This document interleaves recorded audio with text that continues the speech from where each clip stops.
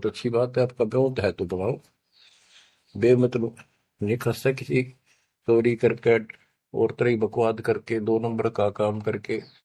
वो बनाया ना बनाया बराबर है, कभी भी नुकसान हो जाएगा। और जैसी सुविधा भगवान देगा आपको, औरों से न्यारी देगा। आपके मकान भी सबसे न्यारे होंगे, आपके यातायात के साधन भी सबसे प्यारे होंगे।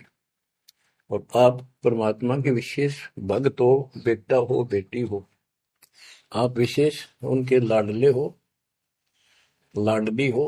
विचार करो, इस संसार में कितनी जनता भरी पड़ी है, ना भक्ति करने वालों की कोई कमी नहीं, किसी के पास भक्ति सही नहीं है।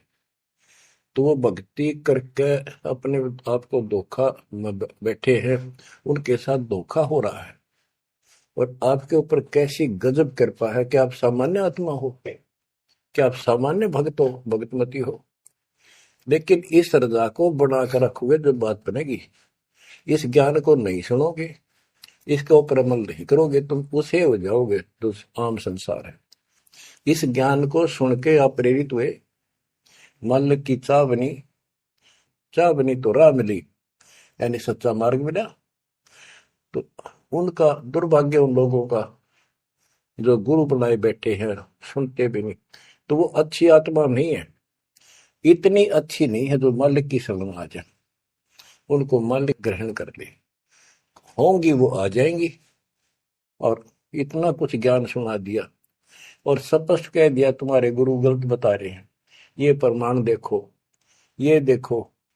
उनके ऊपर कितना प्रेशर है उस काल का, उनकी आंख भी ना खुलती, नो के निंदा करे हैं तो रक्त राज्य लगेगा। इतना गजब की भक्ति बता रहे हैं, इतना सुंदर ज्ञान, समझ साफ सुथरा। और हमने न्यू के वो तो निंदा करता है, वो तेरा गजब है।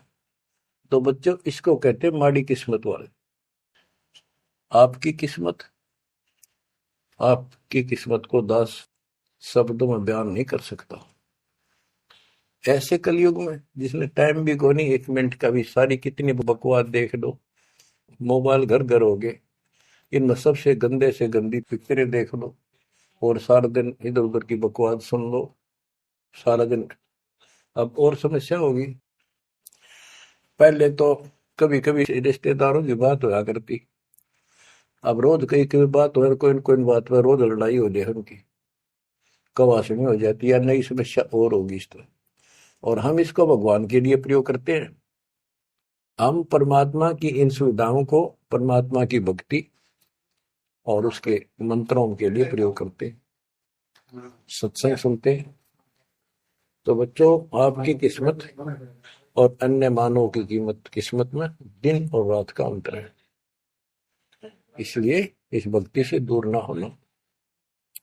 गरीब अगम निगम को खोज ले, बुद्धि विवेक विचार, उदय अस्त का राज मिले तो बिन नाम बेगार। बेगार की परिभाषा आपको बता दी। तो सारी पृथ्वी का राजा हो, सत भक्ति नहीं करता है, वो बेशक आज फूला करे है, चारों तरफ उसकी तूती बोल रही है, और खूब उसके सम्मान हो रहे हैं, खूब ठाठों पिछले कर्म भोग रहा है, उन खा खर्च के करके बर्बाद, खाली हाथ जावा। तब से राजमद मानम, जन्म तीसरे शुक्र समान। एक प्रियव्रत राजा था, उसने बहुत वर्षों तक तप किया। उसके बाद उसको पार्षद लेने आए, धर्मराज के दूत लेने आए। तो उसने कहा मुझे